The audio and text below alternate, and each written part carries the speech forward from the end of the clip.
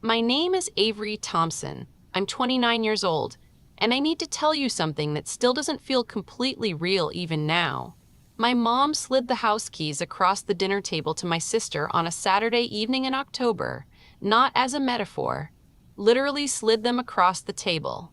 My sister Cassie picked them up and held them, and my mom reached over and squeezed her hand, and my dad's brother Gerald made a little toast with his sweet tea, and everyone in that room acted like it was a done thing, a settled thing. And I sat there, right there at the same table, in the same chair I sat in at every family dinner growing up, and nobody looked at me. I want to be honest with you about something from the start. I did not stand up and say anything dramatic. I did not make a scene. I sat there and I ate the rest of my food, and I said thank you when my aunt offered me more corn casserole and I helped clear the table after, because I had something in my bag that I hadn't told a single person about, and I had learned from my father, a man who said almost nothing and arranged almost everything, that the moment to speak is not always the moment that presents itself loudly. The moment was coming, just not at that table. Before I tell you what was in my bag, hit subscribe and drop your city and local time in the comments. I want to know who's out there. Now let me back up and explain how a family gets to the point of sliding house keys across a dinner table like it's a normal thing to do.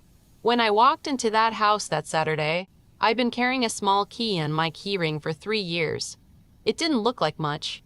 It was shorter than a regular house key, with a number stamped on one side and the name of a bank on the other. My dad had pressed it into my hand in the driveway 3 years before he died and said 4 words. He said, "Keep this for me." That was it. That was all he said. Don't ask me what it's for right now. Just put it somewhere you won't lose it, and don't mention it to anyone. You'll know when the time comes. I wanted to ask. I had about 15 questions right there in that driveway, but something in his voice made me just close my hand around it and nod. Okay, Dad. I'll keep it. I won't say anything. I went home to Memphis that evening with a small bank key on my ring and a feeling I couldn't name yet. I kept it there for 3 years. Through his diagnosis, through his treatment, through the last 8 months when everything got slower and smaller and quieter than any of us were ready for. He never mentioned the key again. I never asked. Female dialogue. I still don't know exactly why I trusted him that completely, without asking any questions. But I did, and I'm glad I did. I said that to my friend Dana the week after the dinner, trying to explain why I'd waited so long.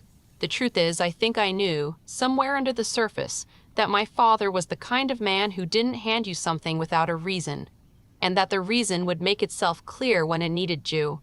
It made itself very clear. Let me tell you about my father, because you can't understand the key without understanding who was holding it first. Roy Thompson worked in logistics for a freight company for 31 years, same company, same building on the edge of Clarksville that smelled like diesel and cardboard. He wore the same kind of shirt to work every day, the button-down kind, usually plaid, and he kept a pen clipped to his breast pocket at all times because he was always taking notes on something. He was not a man who impressed strangers immediately. He didn't take up a lot of space in a room, but if you paid attention for more than 20 minutes, you started to understand that he was almost always the most prepared person there and just hadn't announced it. He had this habit of carrying pocket notebooks, the small spiral kind, cheap, the ones you get in a 3-pack at the drugstore. He filled one maybe every 2 or 3 months and then started another.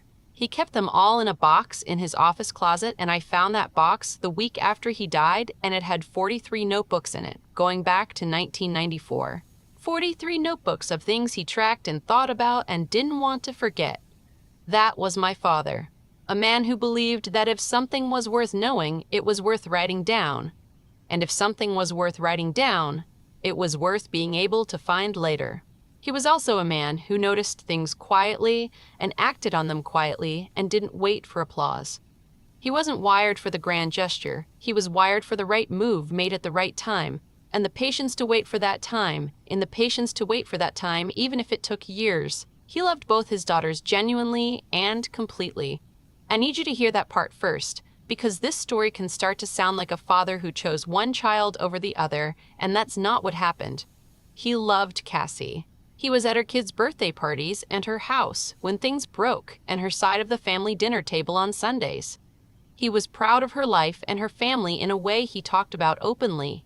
He was proud of me in a way he talked about to me specifically and privately, and with the particular steadiness of a man who understood that some things don't need to be said loudly to be true. You and me, we're the same kind of quiet. The kind people misread. Don't let them. He said that to me on the phone the year I turned 25. Out of nowhere, in the middle of a regular Tuesday call. I wrote it down because that's what you do when your father says something that lands that hard. There was no performance with him. What he said was what he meant, and what he did was what he had already decided. He was not the kind of man who says, "I'll think about it," and then doesn't. He said very little and arranged quite a lot, and by the time you found out what he had arranged, it was already done and permanent. I'm going to take care of a few things before I can't anymore. I just need you to trust me and not ask a lot of questions about the timeline. He said that to me in the fall before the key conversation, about a year into his diagnosis. I did not know then what taking care of meant. I thought he meant the practical end-of-life stuff. The documents, the accounts, the instructions. I didn't know he meant something specific and particular and recorded with the county. I know now. Growing up, Cassie and I were not enemies. I want to be clear about that because these stories can slide toward making a sibling sound like a villain, and Cassie isn't one. She's 4 years older than me. She stayed in Clarksville after high school. She married a decent guy named Paul. She had 2 kids. My parents adored, and she was genuinely present for every single thing this family needed in a way I couldn't have been from 4 hours away. She showed up, week after week, year after year. That is real, and it mattered. The problem was that showing up got quietly translated over time into deserving, and deserving got translated into a claim. And the claim grew large enough that by the time my mom slid those keys across the table, nobody at that dinner, including Cassie herself, had stopped to ask whether it was actually the right conclusion or just the one that felt most obvious, because it had never been questioned out loud. The family did this thing where my absence from the room was treated as evidence that I didn't care. I moved to Memphis, so I must not love the family the way Cassie loves the family. I didn't come home every Sunday, so I must not be as invested. I wasn't there for the small Tuesday evening things, so I must not count in the same way. Nobody said any of that directly. They didn't have to. It was in the way conversations happened, in who got asked first, in what got assumed about what I wanted versus what I actually wanted. There was one Christmas when I was 23. Cassie and Paul had just found out they were expecting their first kid, and the whole day was about that, which was absolutely fair and wonderful.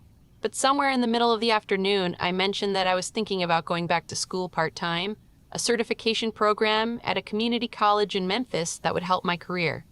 My mom nodded. My dad asked 2 questions, and then the conversation drifted back to Cassie and the baby and where they were going to put the nursery. I went outside and sat on the back porch for a while. My dad came out 10 minutes later. Tell me more about the program. I want to hear the whole thing. We sat out there for 40 minutes while I explained it. He asked questions. He had opinions. When we went back inside, nobody asked where we had been. That porch is where I had most of the real conversations of my childhood. Somewhere my dad could ask me things without everyone else deciding the conversation was over. I don't say this to blame Cassie. This isn't something she orchestrated. It was just the physics of a family energy moving toward the center of gravity, and Cassie had always been the center of gravity in that house in a way that I never quite was. My dad saw it, he felt it, and he spent years deciding quietly what he was going to do about it. The key was part of what he decided. I moved to Memphis at 22 for a job in supply chain management at a distribution company.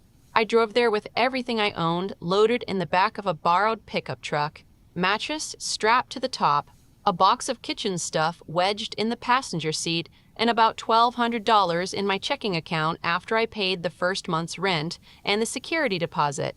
I slept on the floor of my apartment for 9 days while I waited for the furniture I'd ordered to arrive. 9 days on a sleeping bag on a hardwood floor in a city where I didn't know a single person.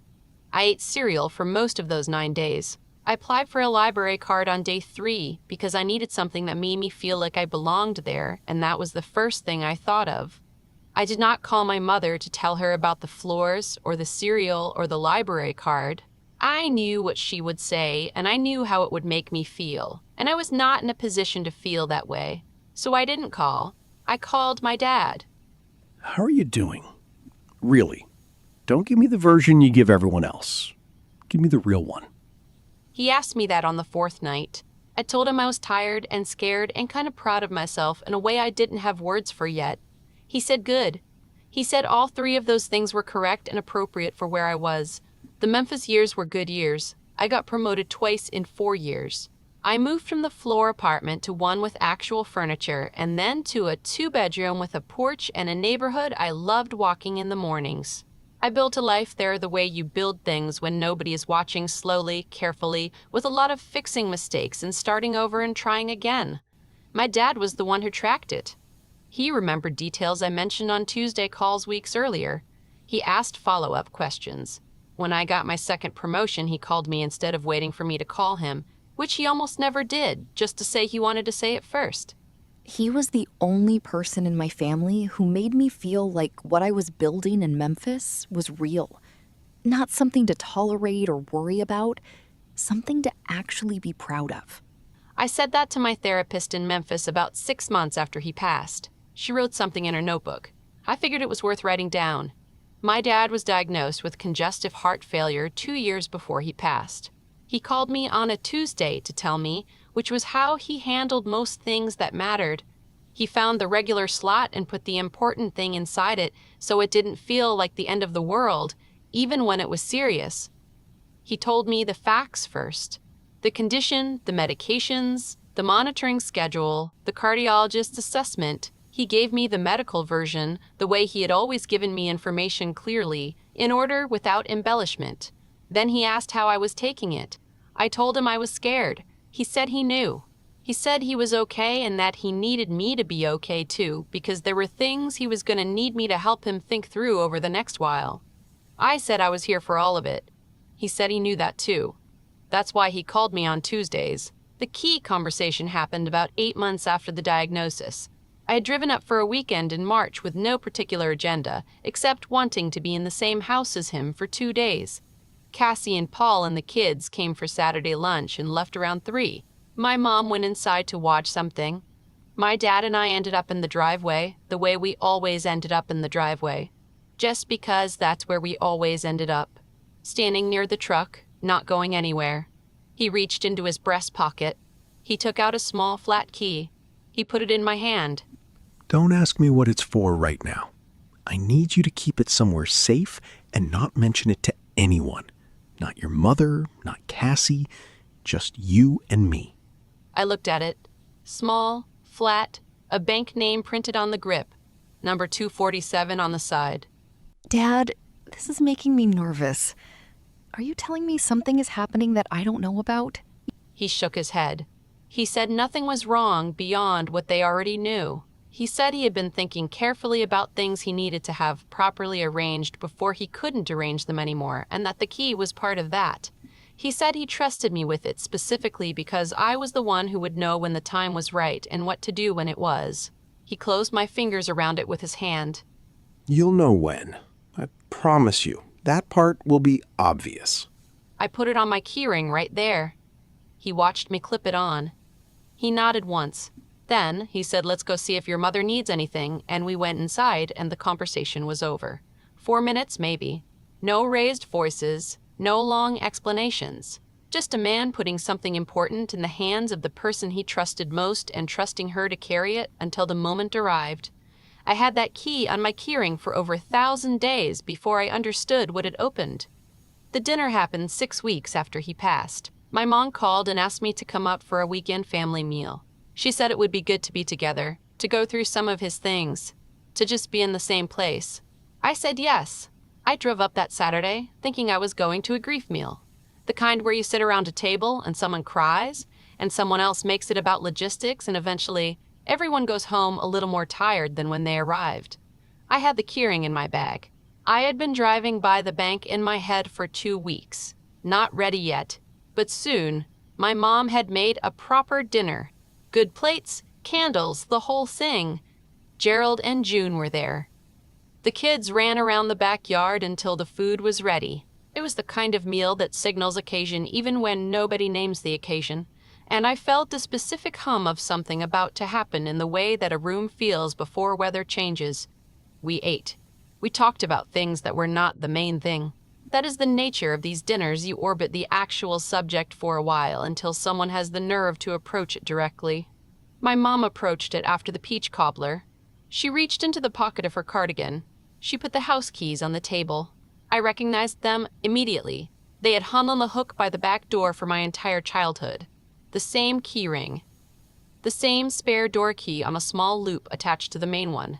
She slid them across the table to Cassie. Your father and I talked about this before he got too sick to have those conversations. He wanted you to have the house. You've been here. You've been the one. This is where you belong. Cassie picked them up with both hands. She looked at them for a moment. I promise. I'll take care of it, Mom. I'll take care of it like he did. My mom put her hand over Cassie's. Gerald raised his glass. Someone said something soft and warm about my dad in the house. I looked at my plate. I took one more bite of cobbler. I helped clear the dishes. I said goodbye to everyone at the door, and I drove back to my mom's guest room. And I lay on the bed and looked at the ceiling, and I thought about a small key on a keyring and a man who said, "You'll know when." I knew. Monday morning, I was going to the bank. My dad passed on a Thursday morning in January. His heart had been getting worse since October. The cardiologist told us in December that things had moved past what medication could hold back, and that we were looking at weeks rather than months. We knew it was coming. That doesn't mean you know it's coming. My mom and Cassie had been running things at the house since October. Appointments, prescriptions, groceries, the hospice consultation in November that nobody wanted to have and that needed to happen. They were there every day in a way I wasn't able to be, and I am not minimizing that. I drove up every other weekend. I took 2 full weeks off in November to stay at the house and give everyone else a break. I sat with him in the evenings and watched basketball with the sound low and brought him water, and we didn't talk much because there wasn't much that needed to be said out loud between us. But I was not there every day. That's just the truth. When he passed, Cassie called me. My mom was too leveled to call anyone. I got in my car and I drove the 4 hours to Clarksville, and I arrived before noon. By the time I walked in, the house was already full neighbors, church people, extended family, my Aunt June directing food traffic in the kitchen. The hospice nurse had already come and gone. Someone had already started making a list of who to call. I went to find my mom. She was in the bedroom. She looked at me, and I held her, and neither of us said anything for a while, and that was the right choice. The weeks after were the weeks they always are in a family after a loss. Loud and organized and full of tasks, and the specific exhaustion of grief being channeled into logistics. What I noticed and what I didn't say out loud was that the logistics were almost entirely organized between my mom and Cassie. The decisions about the service, the decisions about what to do with his things, the questions about the estate, they happened in rooms I was adjacent to, but not fully in. I kept thinking I should say something, push in more, make myself part of the conversations, but I didn't know how to do that without it feeling like I was fighting for space at the worst possible time. I said that to Dana a month later. The truth is, I was right to wait. Because I had the key, and the key meant everything I needed was already handled. I just didn't know the full shape of that yet. I keep thinking about his brother Gerald, saying that Dad would have wanted us all in the same room making decisions together. He wasn't wrong. But I also think Dad knew exactly how this family worked and planned accordingly. The dinner was 6 weeks after he passed. My mom had asked me to come up for the weekend. She said she wanted to have a family meal and go through some of his things together. I thought that meant what it sounded like. I made the 4-hour drive on a Saturday morning. Paul and Cassie were already there when I arrived. The kids were running around in the backyard. Gerald and my Aunt June were at the table. My mom had made the kind of meal she makes when the occasion is supposed to feel settled and warm, the good plates, the good glasses, candles on the table, even though it was still light outside. I sat down. I put my bag on the floor beside my chair. I had the keyring in the bag because I had taken it off and put it in there 3 days earlier when I had driven by the bank and sat in the parking lot for 20 minutes just thinking. I hadn't gone in yet. I wasn't ready yet. But I had driven by. The dinner was good and quiet in the way that dinners are, when a family is working around the shape of a missing person. We talked about the kids. We talked about a tree in the backyard that needed to come down. We talked about whether my mom wanted to repaint the guest room. And then, over the last of the sweet tea and the remains of the peach cobbler, my mom reached into the pocket of her cardigan and she put a set of keys on the table. The house keys. The ones that had been hanging on the hook by the back door since before I was born. She slid them across to Cassie. Cassie, your father and I talked about this before he got too sick to talk about much. He wanted you to have the house.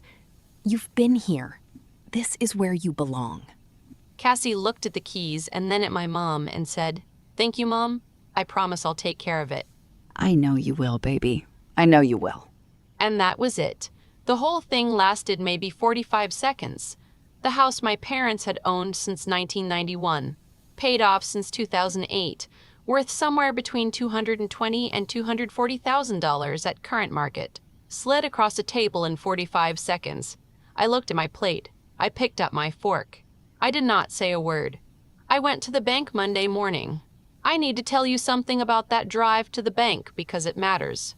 I didn't go in angry. I want you to understand that clearly. I went in with the feeling of someone who has been carrying something for 3 years because the right person asked them to and who has finally arrived at the morning when carrying it makes sense. I also want to be honest, I was terrified.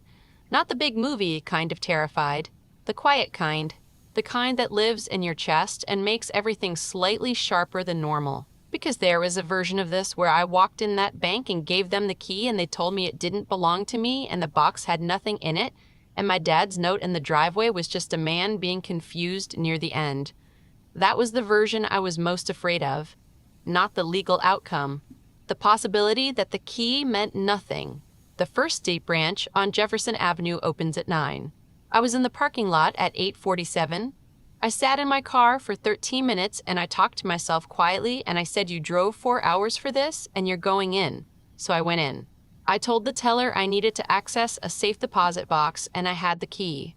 She asked for my ID and the box number. I gave her both. She typed for what felt like a long time and then she looked up. You're listed on this account as a joint holder, Miss Thompson.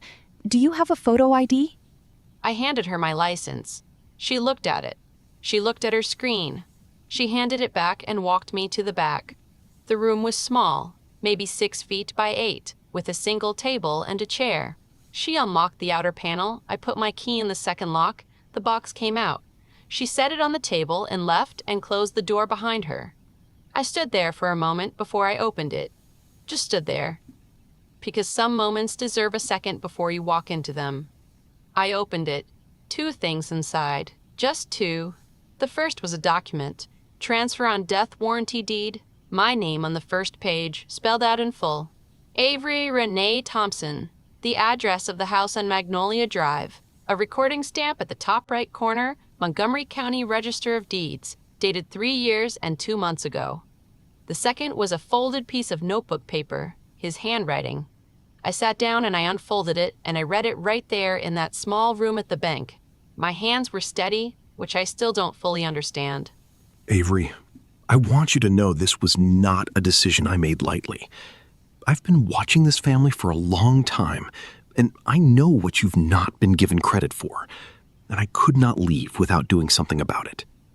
I read it twice. Then I folded it back up and put it in my bag, and I sat in that room for a little while longer. When I walked back out, the teller asked if everything was in order. I said yes. I said everything was very much in order. I went to the car and I drove to the gas station on the corner and I sat in the parking lot and called my friend Dana in Memphis, and I started talking before she even finished saying hello. Dana, I need to tell you something. I'm in a gas station parking lot in Clarksville, and I just came from the bank, and you are not going to believe what was in that box. She told me to start from the beginning. I did. I'll tell you what that deed meant legally, before I tell you what happened next. A transfer on death deed in Tennessee works like this. The property owner records a deed that names a beneficiary. When the owner dies, the property transfers to that named beneficiary automatically, outside of the will, outside of probate. No court process, no family vote, no conversation at a dinner table required. It's already done. It was done the day he recorded it.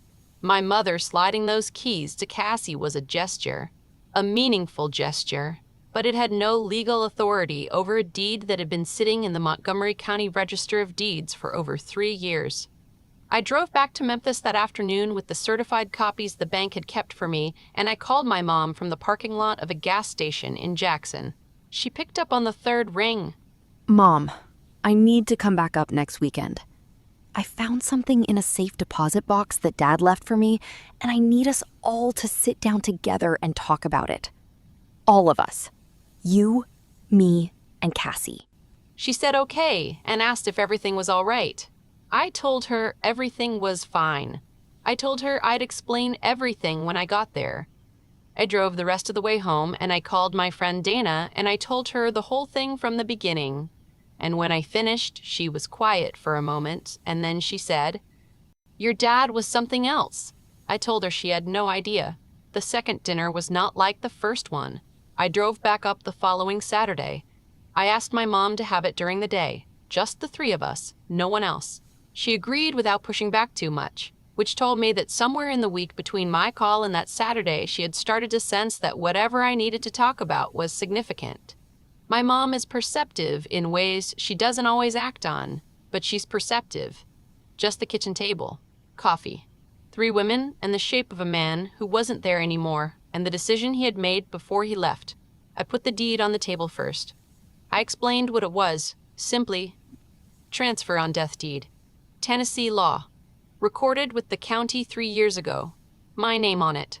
A house on Magnolia Drive. I slid a copy to each of them. Cassie stared at her copy for a long time. My mother read hers carefully, all the way through, line by line. Nobody said anything for almost a full minute, and that minute felt very long. Cassie spoke first.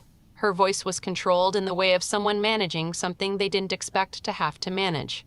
He told me, Avery. He sat with me in the living room, and he said the house would go to me. He said it more than once. He said it clearly. I told her I believed her. I told her I believed our dad had said that to her and had meant it in the moment he said it. And I also told her that he had made a different and permanent decision 3 years before he ever had that conversation with her, and that permanent was the nature of what he filed with the county. My mom looked up from her copy. Her face was doing something complicated, the expression of a woman sorting through grief and surprise and the specific feeling of realizing her husband had been carrying something she didn't know about. He went and filed this without telling me? 3 years ago, and he never said a single word about it. I said I knew. I told her I thought he did it that way because telling her would have started a conversation he wasn't ready to have yet, and by the time he was ready, it was already too late for conversations. Then I put the notebook paper on the table. I told them he had left a letter in the box. I told them I would read it to them if they wanted to hear it. They both said yes. I read the whole thing, every line, out loud, at my mother's kitchen table. My voice only broke once, near the very end, when he wrote the thing about taking care of each other. I held it together enough to finish the sentence. When I finished, nobody said anything immediately. My mom had her hands flat on the table, and her eyes were closed. Cassie was looking at the window. He wrote that we should take care of each other. That's the last line. That's what he cared about most. Cassie nodded once. Slowly. Not agreement exactly, more like something arriving, landing, settling into the right place after a long time in the air. The conversation that happened after I read the letter was the realest one we had ever had as a family of women sitting in a kitchen without the man who was usually in the room. My mom said she was angry at my dad for doing this without telling her. Not at me, not at the situation, at him for leaving her out of a decision this big. She said it quietly, and I told her she was right to be angry and that I was sorry she had found out this way. Cassie said she felt blindsided and she needed some time with it. I told her to take all the time she needed. I told her there was no urgency on my end, that I wasn't going to do anything with the house that affected anyone before we had talked it all the way through together. And then I told them what I had already decided before I drove up that morning. My mom was staying in the house for as long as she wanted to. That was not a negotiation point. That was a fact. I was going to work with an attorney to make that arrangement permanent in writing so it was clear to everyone and nobody had to wonder. Cassie and Paul's kids could still come over. The Sunday dinners could still happen. None of that had to change. I told them that what Dad arranged was not about taking something away. It was about making sure something got given correctly. I said that to them plainly, and I meant every word of it. My mother looked at me across the table for a long moment. The specific look of a woman seeing something about her child that she had been too close to see before. Your father always understood you better than I gave him credit for. I think I understood that more clearly today than I have in a very long time. She got up and made another pot of coffee. That was her way of saying we're going to keep talking, and we did. The deed is recorded. The house is legally mine. Those are the facts, and I want to state them plainly, because this story doesn't need decorating. But I also want to tell you what I did with those facts, because I think that's the part that would have mattered most to my father.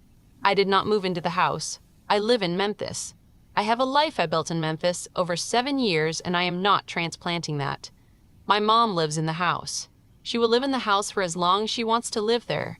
That is not a generosity. That is just the obvious right thing. And I want to be clear that I knew it before I even drove to Clarksville for the second conversation. I hired an attorney in Clarksville to formalize that arrangement in writing. A life estate for my mom, legal documentation that she has the right to live in the house and make decisions about it for the rest of her life, with the full ownership reverting to me after. It's recorded now. Clear to anyone who looks. Nobody has to wonder. Cassie and Paul and the kids still come for Sunday dinners.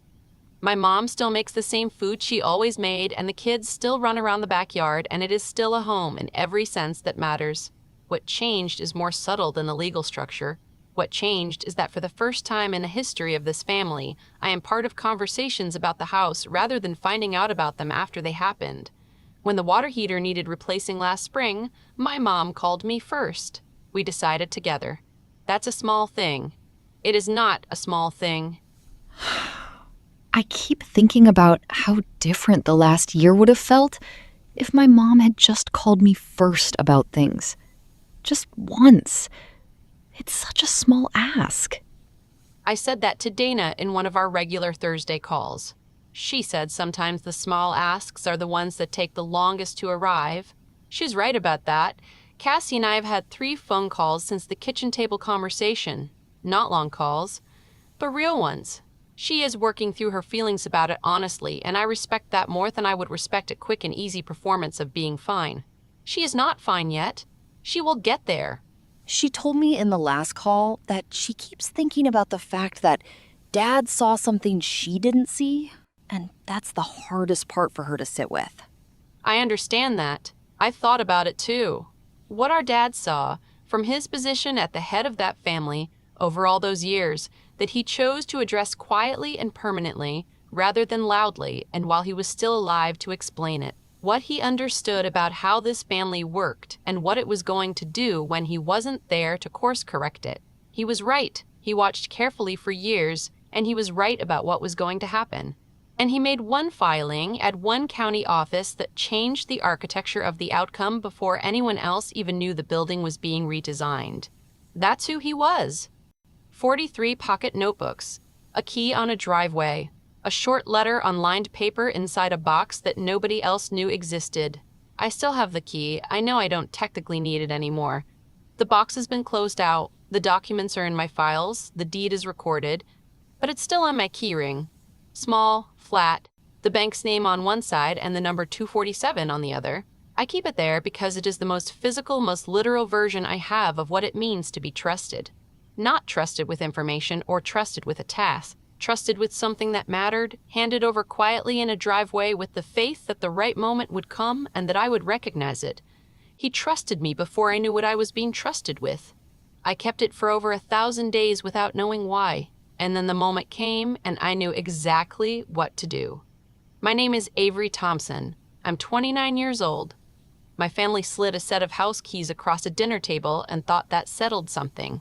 What they didn't know was that my father had already settled it 3 years earlier in a box no one else knew existed, with a deed and a folded piece of notebook paper and a small key he pressed into my hand in a driveway on a Sunday afternoon and said, "Keep this for me." He made sure. He always made sure. That's the thing about a man who fills 43 notebooks. He is never not paying attention. He is never not thinking 3 steps ahead.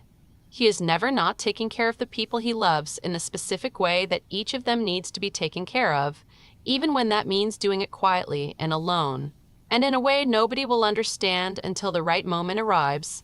My moment arrived on a Monday morning in a parking lot in Clarksville, Tennessee, when I got out of my car and walked into a bank and put a small key into a lock. He knew I would. That's why he gave it to me. Before I let you go, tell me something in the comments. Has someone ever trusted you with something before you understood what it was? A key, an object, a piece of advice, a sentence that only made complete sense later when you finally needed it? Tell me about it. I want to hear it. I read every single one. If this story stayed with you today, share it with one person who might need it right now. Subscribe and hit the notification bell so you're here for the next one. I will see you then.